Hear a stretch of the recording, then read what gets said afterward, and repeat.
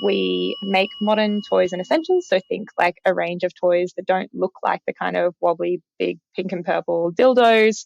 There's a ban on pink and purple, in fact, on the brand. I sent an email to like the entire Australian office that was like, just let's be clear, I don't have a job I'm going to. Like, I'm just leaving because like this is unsustainable work and I don't care this much about corporate strategy. There's a huge and really important impact to be made through meeting people where they are online. So like 1 in 5 searches on the internet is about sex. Welcome to Add to Cart, Australia's leading e-commerce podcast that express delivers all you need to know in the fast-moving world of online retail. Every week, Nathan Bush from eSuite and an e-commerce industry expert will share the news, research and insights that you need to know to keep you at the top of your game. And of course, keep your customers adding to cart.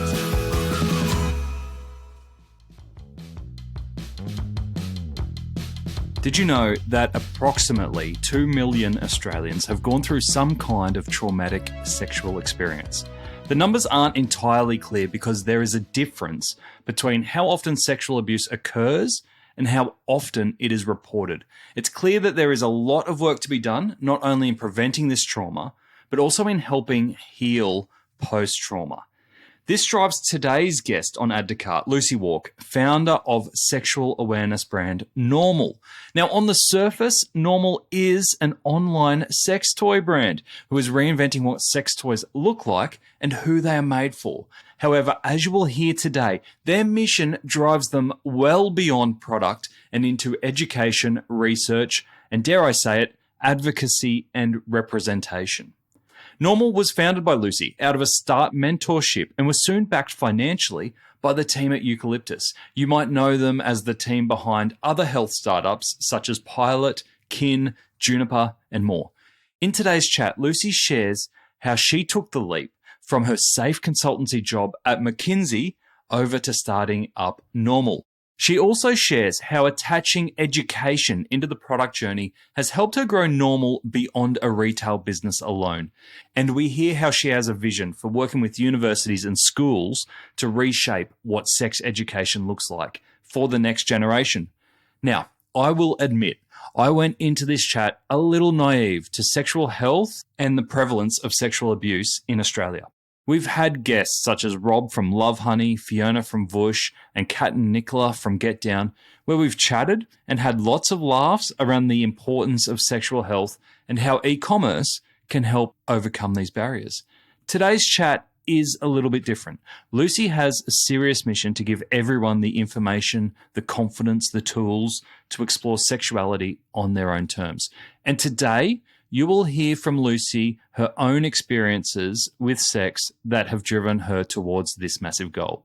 And it's worth saying that if you are impacted by or would prefer not to hear stories about sexual abuse, this episode does include references to sexual abuse. Also, it's an open, honest, and unapologetic conversation around sex and everything that goes along with sex. So if you're listening out loud while on a quiet carriage in a train, just be aware of that. All right, let's get into it. I think you're going to find Lucy absolutely fascinating. Thanks to our partners, Shopify Plus and Pacleo, here's our conversation with Lucy Wark, founder of Normal. Lucy, welcome to Add to Cart. Hey, thank you for having me. Thanks for joining. I'm really excited about our conversation because I have a soft spot for sexual wellness companies. We've had some brilliant ones on Add to Cart in the past. The Love Honeys, Vush, Get Down, and they're always fascinating conversations because I think they're fresh, they're different, and bring a new perspective on business, let alone e-commerce. Can we kick off with the Normal story? Can you explain to people who may not have come across your brand what Normal is? Yeah, for sure. So Normal is an Australian sexual wellness brand. Our mission is give everyone the information, confidence and tools to explore sexuality on their own terms. And I think like probably what's notable in that is the mission is not sell as many sex toys as possible to people, because when you're talking about a society where sex and conversations about sex and sex for pleasure have been things that have been stigmatized for thousands of years, there is a lot of deeper social baggage, there's a lot of deeper individual experiences, as well as like an education gap in terms of everything from anatomy to how arousal and libido work to how to communicate well with a partner, where in order to help people access sexuality that feels happy and healthy and fun over a lifetime, you actually need to be tackling a lot more than just, the ability to connect with a product via a digital shopping experience. We make modern toys and essentials. So think like a range of toys that don't look like the kind of wobbly, big pink and purple dildos. There's a ban on pink and purple, in fact, on the brand. Is that legit? You'd literally... Yeah. I was like, we're not allowed to make them red. We're not making them pink. We're not making them purple. We're not making them black. Because that is like, you walk into your old school sex stores and you are overwhelmed with these like tacky colors that feel like they've either gone down the porny and corny route, or like classically like male identifying entrepreneurs who are kind of one of the first waves in the industry would be like, make it look like a veiny penis and then make it pink because women like pink, I guess. Like that was kind of like the level of thinking about customer preferences in this space for a long time. And so we really tried to kind of reinvent, how should these products look and feel and function, and then also reinvent the experience of shopping for them and sort of tackle a lot of the pain points that are created by either like earlier physical retail or earlier like like multi-brand retail experiences, to make it really easy for people to find the right product for them and have a great experience with it. And then we use the funds from that to fund a growing library of digital sex education. And our goal is basically to make all the sex education that you would need for a lifetime of sexual concerns and curiosities available for free online. And then also funding research and advocacy. So we're sort of, one of the things that we try and do is close the research gap in Australia around sex, intimacy and relationships. The ABS doesn't ask very specific or detailed questions about those things. And then the alternative is like brands surveying their own audiences, which isn't particularly statistically significant. So we try to really do like high quality data sets that can help shape social conversations and inform everything from our product development and what kind of education we make through to like the type of communication we do out to audiences and what we prioritize. Yeah, and then advocacy is really important. I think like inclusion and equality is something that was kind of built into the brand from the beginning as well. So that's us. We're about 2 years old. Wow, that's a lot in 2 years. Yeah, it's been busy. I feel like I've aged 10 years. Amazing. I love the mission, and I love that it is much bigger than retail. You've obviously started and put a lot of effort into the retail and the product side of the business. Was there a reason for emphasizing that part of the mission? Was it that you saw this as the way to scale and revenue quickly so that you could focus on the other parts of the mission? Yeah, definitely. I think if you look at where people want to access information around sex and relationships, all of the data tells you that people prefer to do it online in spaces where they feel comfortable or even feel anonymous. Like we don't actually want to do those things as in-person experiences. So I think it was a no-brainer to say, look, like if you're trying to solve the issues with sex education, like I think there's a really important pathway that's like going through schools and universities, but there's a huge and really important impact to be made through meeting people where they are online. So like 1 in 5 searches on the internet is about sex. There's a fucking enormous organic search volume around these topics because people are looking for that information. Similarly, you see like a lot of volume, obviously on social media. It's usually like the top vertical in any youth-focused digital media every day. Like it's a huge kind of like well of interest in these topics. So I think like with that in mind, we saw a lot of companies go down the pathway of, I think, trying to put content behind paywalls and make the business model around getting people to pay for access to like sex education or democratizing the insights of sex therapy and those types of things. I think there's like A, problems with that on a business model level, but B, like if you're looking at it from a social impact level, like you just dramatically like cut off your reach if you're approaching things that way. And I think it's a really big case to make to say that people like want to permanently pay for that type of content, but you can actually build an incredible business doing like the retail and physical product side of this, where I think there's also really big impact that happens through giving people access to products. Like for us, more than half of our users are buying a sex toy for the first time. So I think we really think about like how can we expand the suite of people who are able to figure out what they like with their own bodies through engaging with retail and engaging with this product space, and like the impact that can have on their confidence, their experiences of pleasure, with partners, everything else is actually really huge in itself. But I think like in terms of like this space, there's probably over time going to be a really interesting like shaking out of like what is the relationship between content and physical product. Our hypothesis on that and also our mission is like we think that like physical products can fund content in really exciting ways and can help you scale the size of that content in much more powerful ways.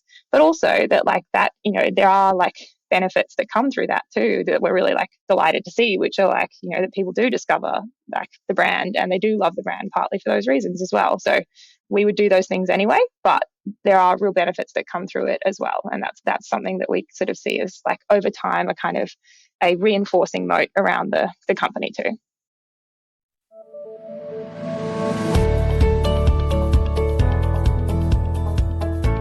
Phew! I bet you're breathing a sigh of relief now that Black Friday is over for another year, right? Well, according to our friends at Shopify, customers, they haven't stopped looking for bargains, and they are going to keep chasing them all the way through 2023 as the cost of living takes its toll. Yes, that old chestnut. But Shopify have surveyed 2,000 Australian customers, and they found that 3 in 4 Australians are already reducing their discretionary spending, and 84% of customers are comparing prices. With price and value such a hot point for customers, it is worth considering how you are going to continually send price messages throughout 2023 to keep your customers interested. The battle for the wallet is going to be fierce. To view more resources to help with your 2023 planning and see how Shopify can take your e-commerce business to the next level, visit shopify.com/au today. And I love your background. You were studying social science and business at university and then worked in consulting at McKinsey and then went on this adventure for Normal. What was the moment of inspiration from McKinsey to what you're doing, what you've established at Normal? What made you make the leap? You know how like so many entrepreneurs and founders will tell their stories as like a light bulb moment, and then 10 years later, the exact vision that they had back then is what they've built. Like definitely not that. I think like probably like even if I go back like a decade, I'm 30 now, probably at around 20, I would have been exceptionally surprised if I told myself back then this is what I'd be doing. But over the course of like a decade, I think I had my professional resume progressing along, which was like I was studying social science. I did like a master's in social science and business. I was doing like internships with management consultancies. I'd always really enjoyed the way that social science can help you answer questions about how the world works and how human beings behave and how social change happens.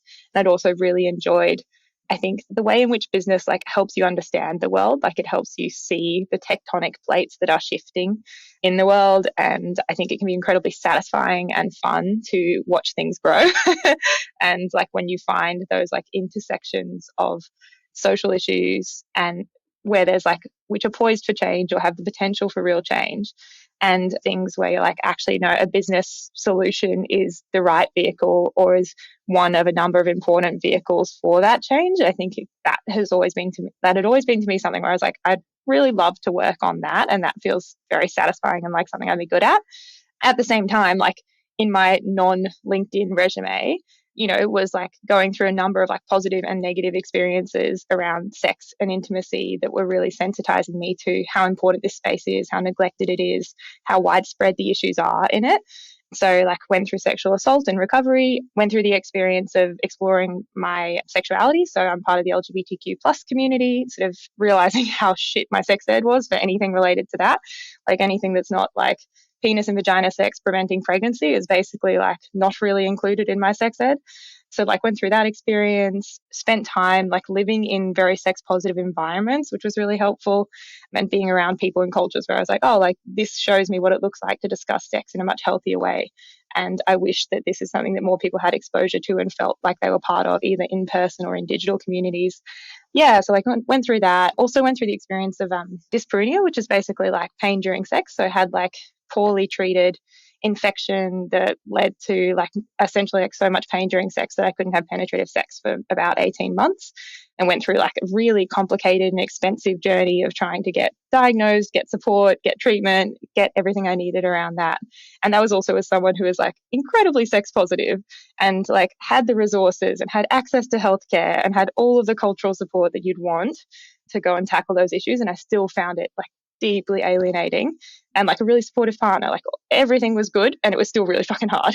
And I think like, to just put those things in context, like the experiences of sexual assault. Like in Australia, the statistics vary a little bit based on reporting rates and which data set you look at, but it's somewhere between sort of 1 in 3, 4, and 1 in 6 women have experienced sexual assault after the age of 15. Sort of 1 in 25 to 1 in 15 men have experienced sexual assault after the age of 15. So that's like over 2 million Australians who have gone through incredibly traumatic experiences, which there's not a ton of useful support, and which affect your experiences of intimacy for the rest of your life. If you think about things like sexual dysfunction, they're twice as common as mental health issues.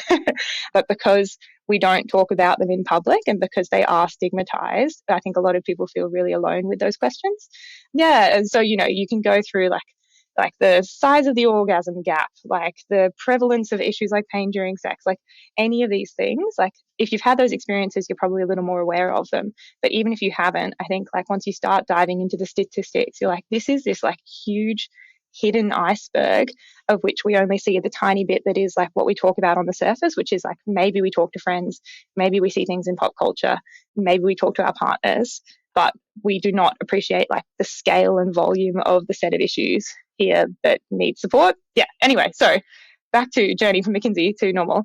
Like had been over a decade getting more and more familiar with that set of problems, while at the same time I had like worked in startups a little bit through university. So I had some experience, and I'd like worked in Berlin for a startup. I'd done a little bit of work while I was at uni. I'd like created a tiny media startup on campus at uni. So I'd done a little bit of that and really like got the startup bug anyway. And I had also spent a lot of time looking at like how bad like the consumer products and consumer experiences were in the space of shopping for like sex toys and essentials, and just being like, this is like crying out for reinvention. Like it's decades behind the experiences that we have in like education and healthcare and entertainment content. And there doesn't seem to be a good reason other than like this stigma is holding back capital and innovation and talent. So it's kind of like aware of all of those things. I left McKinsey not sure what I was going to do. Like I sent an email to like the entire Australian office that was like, just let's be clear, I don't have a job I'm going to. Like I'm just leaving because like this is unsustainable work and I don't care this much about corporate strategy. Did you write that in the email? Yeah, in like a diplomatic way. Like I was like, and like met lots of like awesome colleagues, learned a lot, but was just like, I don't think that this is like the thing that I want to spend my life doing. And I don't think I'm going to have the capacity to figure out what I want to do while I'm working like 60, 70 hours a week here. Yeah. So like left, started doing some like independent consulting mixed in with like pro bono work on a lot of topics I was interested in, and sort of social impact topics like human rights, civil liberties things. And then like eventually found myself like a year later starting the Startmate Women's Fellowship, which I have to give like a huge plug to if anyone listening is interested in getting into the startup world. There are a series of different fellowships. They're not all for women. There is one that's specifically focused on like bringing women, like high potential women, often out of corporate careers, but not always out of corporate, like can come from a diversity of places, into the startup ecosystem. And so it's like a combination of like learning about what different types of roles are and how your skill set might translate, intros and networking, and then the opportunity to do like internships and work placements with companies in the Australian and New Zealand startup ecosystem. So really, really awesome program, like life-changing for me. And I think I was like ready for it and there at the right time. So through that, like worked with a couple of direct-to-consumer health techs, started kind of understanding a lot more about like what does, digital marketing look like? How do you think about go-to-market? Found that I was really liking that kind of type of business where you're able to scale impact by scaling product or scaling a product or scaling a business. And I was like, okay, cool. I think this is something where I would like to spend more time through that process. Got connected with the founding team at Eucalyptus, which is a venture-backed health tech company in Australia. And I was like asking questions about growth marketing because I was like, I don't really know what growth marketing is, but you seem to. Anyway, end of that conversation, basically they were like, look, like we're thinking about our next brand. It's probably going to be women's health or sexual health. You seem like you'd be like the exact right person. Do you want to recruit for it? And I was like, yep, that sounds like the dream. Getting to launch that with like money and teams and people around me would be amazing. And so like the rest kind of is history. Built Normal there. Started building it, and now we launched it about just over 2 years ago. So yeah, that's like the backstory of Normal. That's a great story. Yeah. One of the really powerful, what you were saying around your personal experiences, but also the impact and the lack of help for people who may be going through sexual health issues. You mentioned, 2 million Australians impacted. Earlier in the conversation, you talked about that 1 in 5 searches is about sex. And there's a huge amount of content online out there. Do you feel there's a disconnect between that content actually talking about useful stuff and the help that people actually need? Yeah, I think that's a really important qualifier to put on that statistic. Well, it's a really important nuance to add, which is like a bunch of that is porn. I have really I argue quite nuanced views on like the impact of pornography. Like I think there are people who would say pornography's impact is like free digital pornography's impact is almost all negative, whether they're sort of thinking about like, is this ethically produced, or like what kind of like lessons are people taking when they treat this as educational or instructional content for what good or normal or like pleasurable sex looks like, or what's likely to produce pleasure. But I think like there are also really important cases for pornography. For example, like for members of the LGBTQ plus community, it's often, I mean, this is starting to change in mass pop culture, but like it off for a very long time was the only place where you could see any sex that was relevant to you on screen, and anything that spoke to your desires, your interests, even to how to have the kind of sex that you're interested in. And I think for a lot of people, it can be incredible as a way of like understanding what desires you have, exploring fantasy safely. The line is very much for me around like, how can we move towards a world that's like ethical porn production, and then being able to kind of verify like where things come from, understand the experiences creators have had in making it. At the same time as also being like, are these storylines like diverse, realistic? Do they show the diversity of bodies? Do they show pleasure in ways that are realistic? Like if you look at pornography, you'd be like, yeah, like penis and vagina is best way to have orgasm for people with vulvas. And I'd be like, statistically, no. like statistically, like 80% of people with vulvas need clitoral stimulation. That is far more important than like penetrative sex, but porn teaches people kind of the reverse en masse.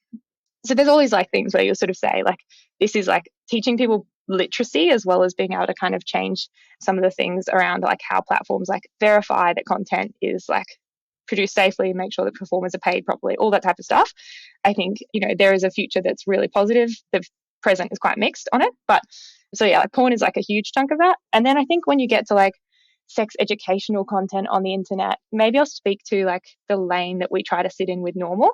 So lots of sex ed content, like lots of like content about how to have pleasurable sex, good relationships, anything in that zone on the internet. It's like very clinical kind of like healthline style information, which is like very helpful, like quality, like doctor verified information, but presented very clinically.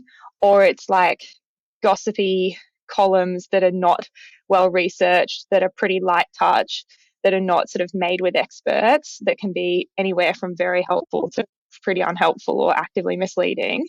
And I think what both of those things like leave out or don't accomplish very well is like helping people get over the internalized like shame, awkwardness, fear that we all have around sex and exploring sex openly.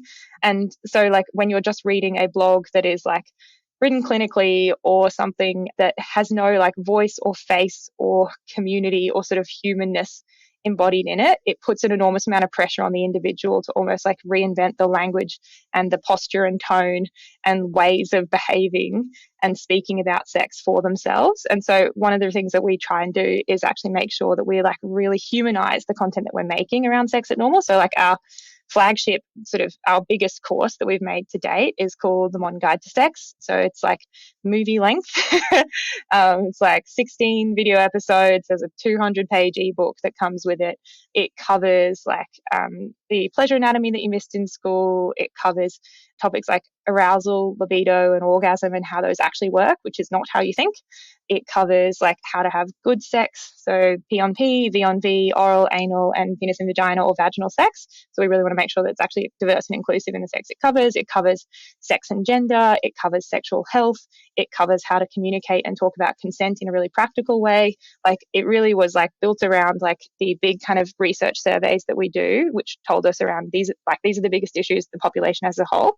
And it's also built around like the most common questions that we get asked as a brand when people are asking us in sort of safe, anonymized ways for sex ed. So we wanted to build that as like the anchor to then what becomes like a much larger library of courses over time. But that's like a really great kind of basic primer on the things that you missed in sex ed that most people want to learn about. But with that, it's hosted by our amazing sex coach, Georgia, who sort of works in clinic like a couple of days a week with her clients, also has a large and growing presence as an educator on social media in her own right. So her Instagram is at gspot. If anyone wants to check her out, she's fucking great. And she sort of hosts that course. And I think it was really important to us, like when we were making that content, that it's not like low production quality. It feels and looks like masterclass. It's in like a beautiful artist's house in Rosebery in Sydney. Like we really wanted it to feel like a friend talking to a friend with a lot of expertise, completely shame-free, really enjoyable to watch, really like clean, modern, like everything about it is designed to kind of make you feel comfortable, to make you feel normal for engaging this conversation and to sort of invite you in a warm way. Like, so we really think we're very conscious in like, how do we make content that will actually move the needle, not just like, how do you make like SEO blog shit, which is great and has its own role, but like, I think like that might be in some ways, like if you're looking to be like, what's the difference between a brand that's like saying it has a mission and is actually just doing content marketing and a brand that's like actually committed to these topics? I think that might be a really good marker. Like it is much more expensive to make that stuff.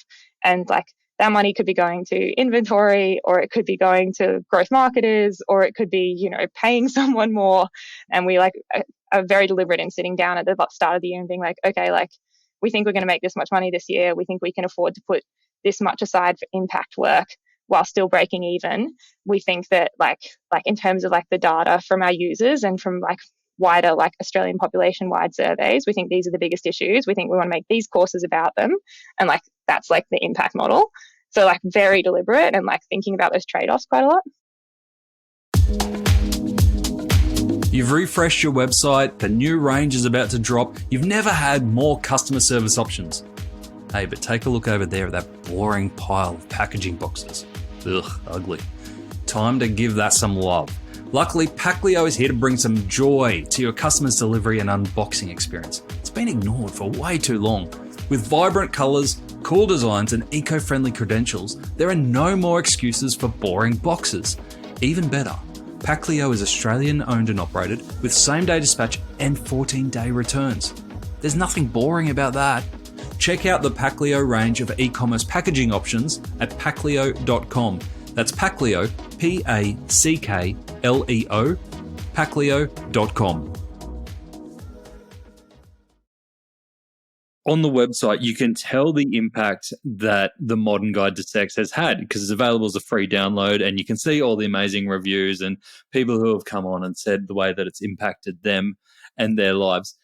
Have you had any knock-on effects from that? You know, the thing that comes to mind is around redoing sex education in schools and all the other communities that may need this information. Has it opened up doors to make bigger impacts? Yeah, definitely. We sort of have worked with either like student unions or university admins on about 10 Australian uni campuses. That's like a quarter of Australian universities at the moment. And I think being able to say like, look, here's a free, high quality, engaging resource that actually reaches Gen Z populations that you can just have is really helpful, and it has been something where we're like, we just want you to use this, like please share it with your students, like we would love you to share it. And we've also done like things like workshops and various different sort of forms of more focused education with those types of stakeholders. So that's something that we've like really loved being able to do. I think also like one of the things that doing the kind of research that we do, so the big sex survey is like our big annual, the sex census, essentially, asking 60, 70 questions to a demographically balanced group of about 1,000 Australians and summarising the insights into like a big database and a big report and release. Stuff like that, plus the education work that we do, I think has meant that, you know, for a lot of Australian media, they are very comfortable coming to us and being like, hey, do you have stats on this question which are actually high quality?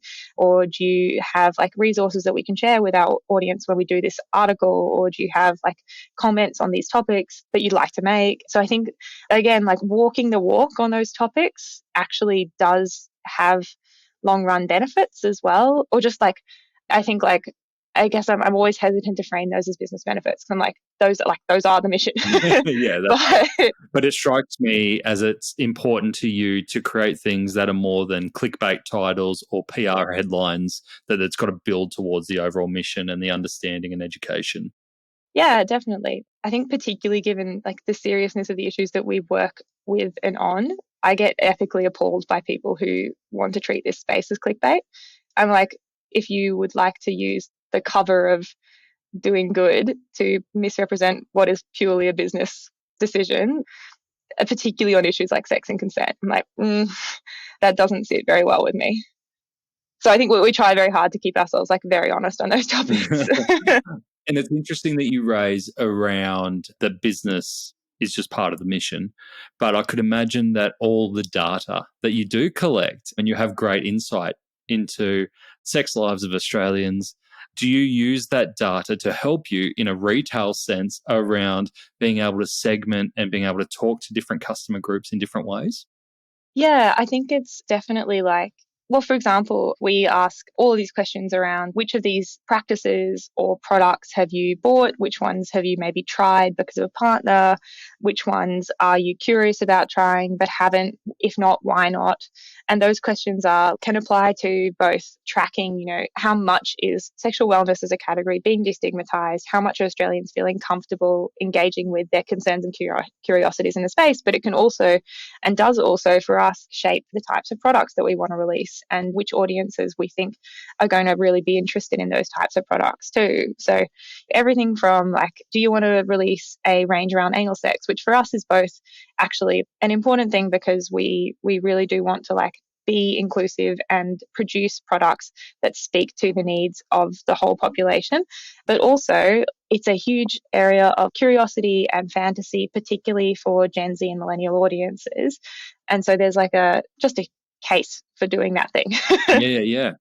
Yeah, so stuff like that. I love that you can use that research to influence what you do in retail.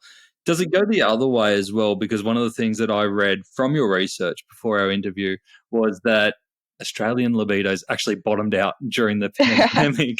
Yeah. Do you see that through your retail data as well? Or, what role does that play in? I wouldn't say we necessarily saw a libido linked effect, like in sales.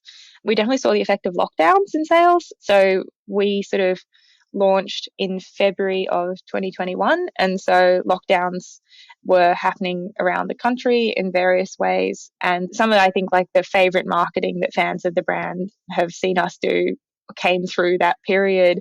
And we did see like really strong sales through that early period as well, because for a lot of people, they were like, well, actually, like this has taken away the ability for me to date, meet new people, like, or even sort of they may well be in a relationship, but for various reasons unable to see a partner, or, like I also don't want to frame sex toys as an alternative to partnerships either. It's really important not to do that because I think they like coexist in lots of great ways. We definitely have seen moments where I think wider social trends are certainly like super visible in sales.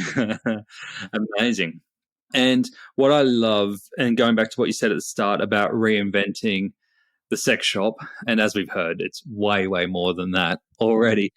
But from a UX perspective, what kind of changes from an online experience were really important to you to make to kind of reinvent it, that it wasn't just products on a page?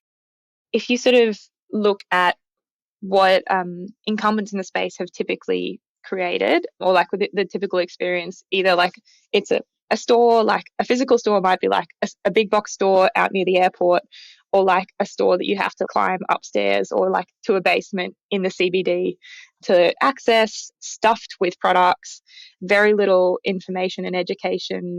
Though a lot of the people who work in those stores can actually be fantastic. So I don't want to like take away from that work. But I think for a lot of consumers, they'll walk in, panic, feel really embarrassed, really confronted, really confused by the huge range with very little differentiation and very little instruction or support that is like sort of self-serve to make a choice, pick the first thing that they can think of, buy that, have anything from like a totally unhelpful experience to like maybe a good experience, and then decide sex toys aren't for them.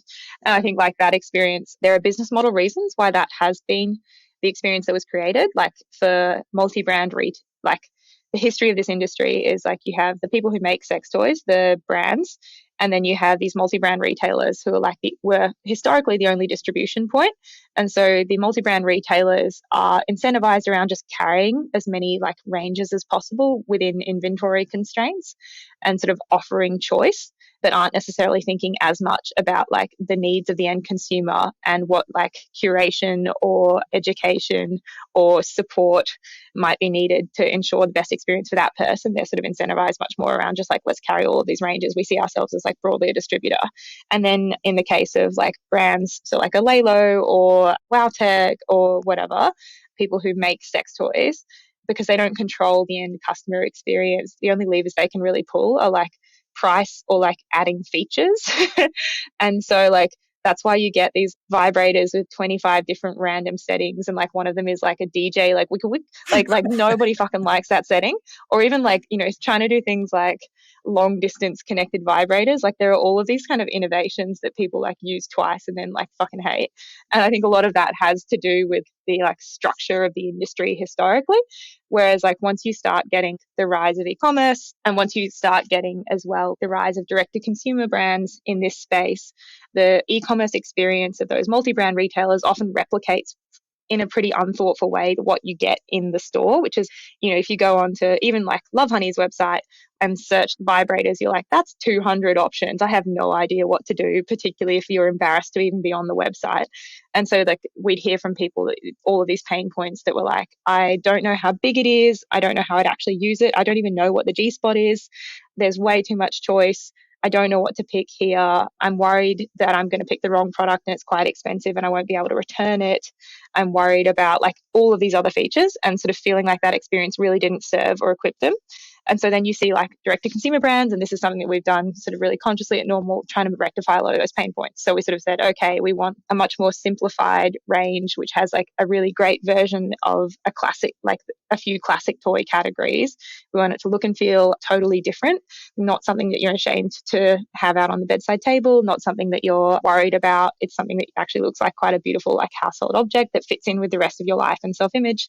We have like instructional video explainers from Georgia, our sex coach, that come along with every toy on the website. We have this policy called the 100-night stand, which is basically like you can, for 100 days after you buy it, if for any reason you don't like it, it doesn't have to be functionally broken. It's just like, if this toy is not living up to your expectations and it doesn't feel worth it for you, like send it back to us and we'll give you a store credit to buy something else. And our team will literally like support you to figure out what else you want to get. So we really want to like take away any risk of someone having a bad experience, give them as much education information upfront as possible to enable that sort of choice.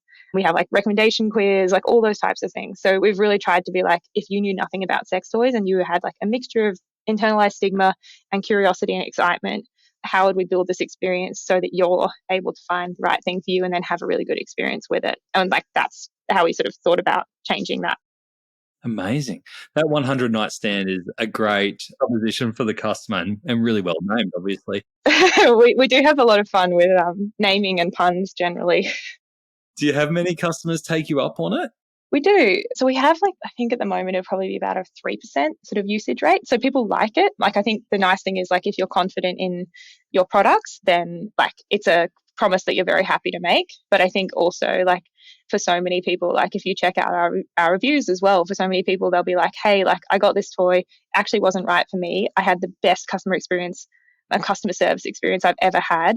Either, you know, they helped me find this other toy that was really right for me, or like they helped me like to sort of decide like not to shop with the brand or whatever. Like, but they were just, I think people are so overwhelmed and like pleased with how well that experience goes, particularly in a space like sex where they kind of expect everything to feel like seedy and dodgy, becomes a reason why they like the brand and they tell people about the brand as well. So I think like for us, we're like, we genuinely just like never want someone to regret an experience with Normal. And I think as a broad business policy, that's something to like build long-term customer relationships around.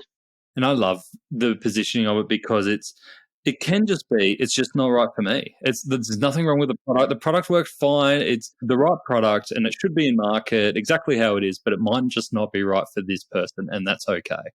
And that's also just a reality. Our bodies genuinely are diverse. You could never design a sex toy that every person in the world would find pleasurable. And given that price points are kind of like $80 up to $200, that's a lot of money for most people. And you don't want to feel like you've had a disappointing experience. Yeah.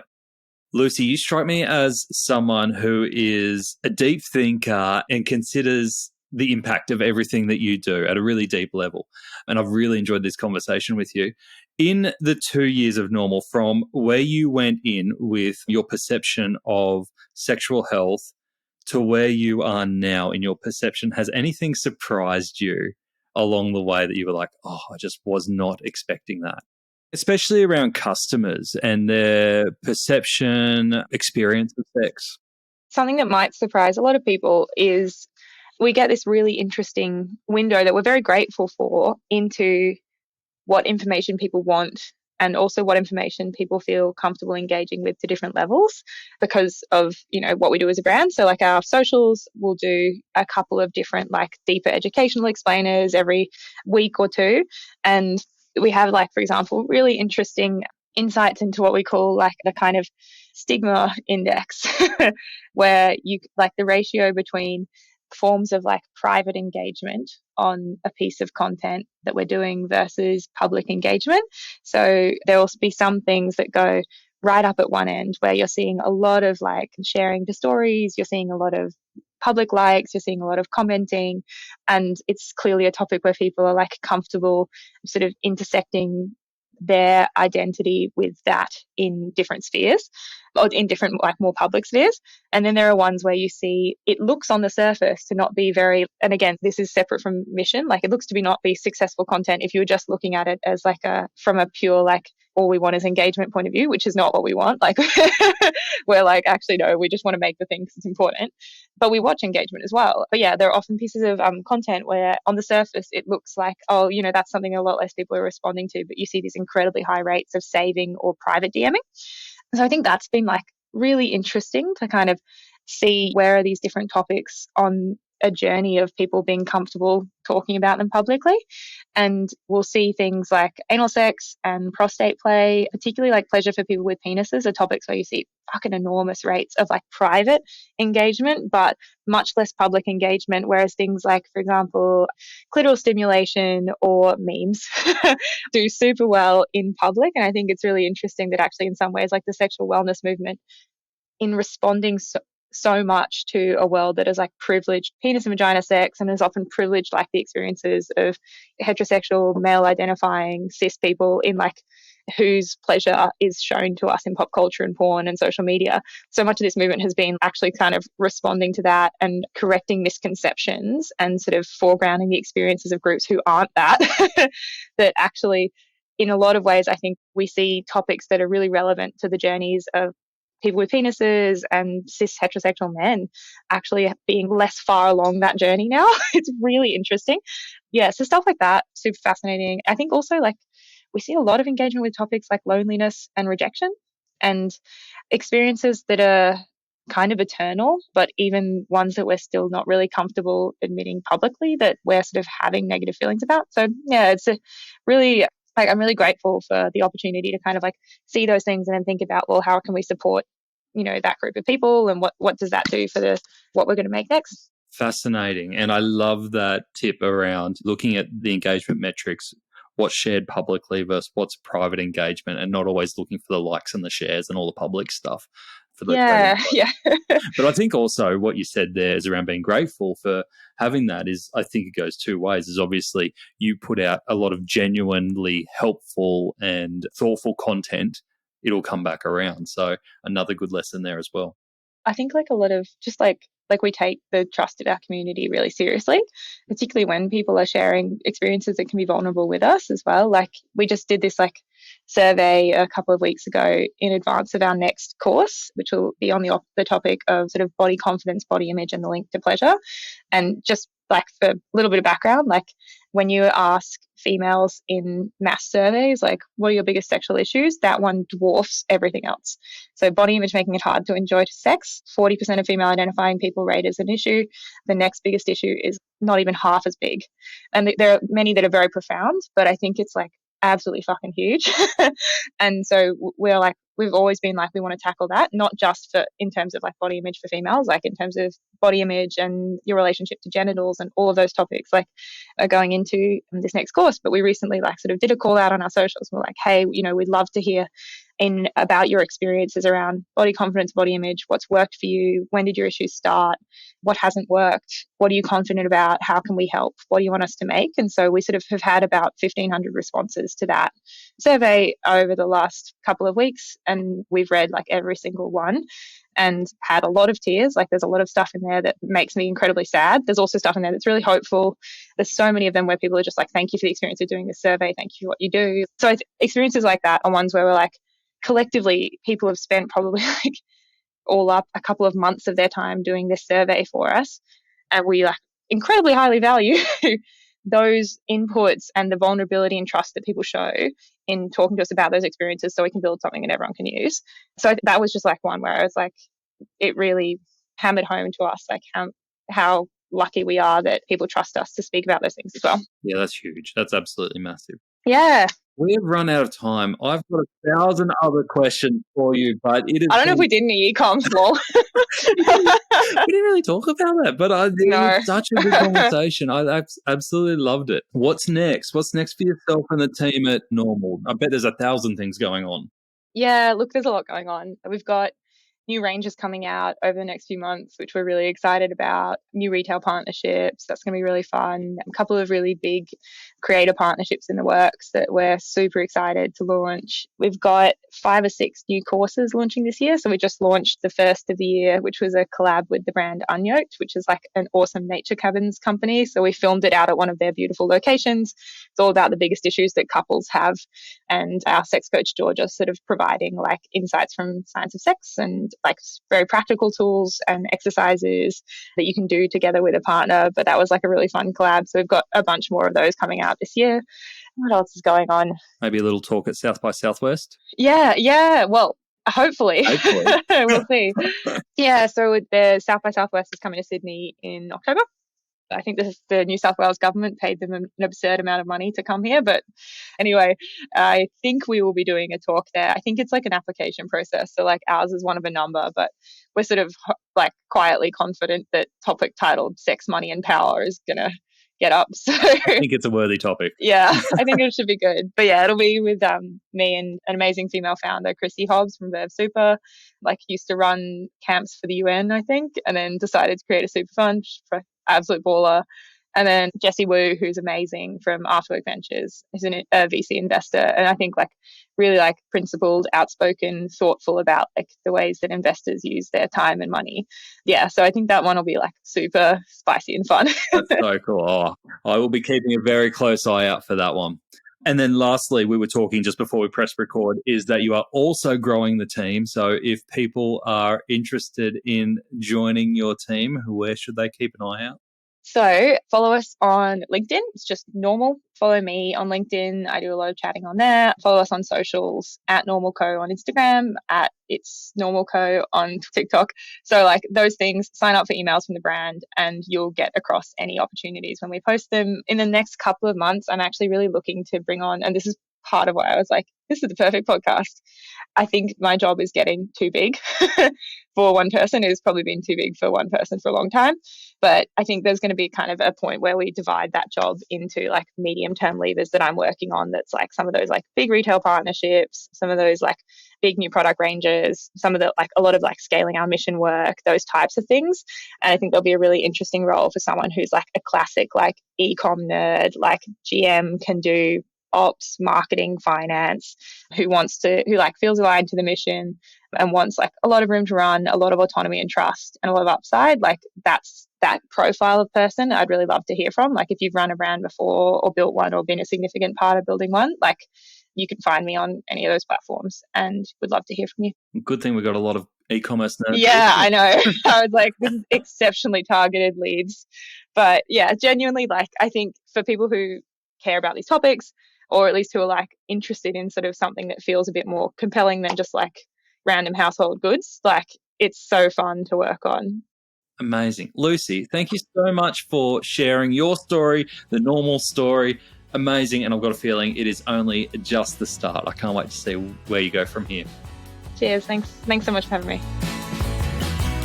So So if you are looking for an in-depth conversation around conversion rates, website UX, shipping rates, deep e-commerce topics, this one might not have hit the mark for you. But if you are looking for a conversation around disrupting an entire category and having a really important mission, I couldn't think of anyone better than Lucy. Here are the 3 biggest lessons I took from our chat. Number 1, no red, pink, purple, black dildos.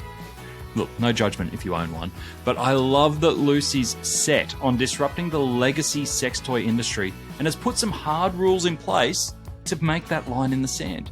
No red, pink, purple, or black dildos was one.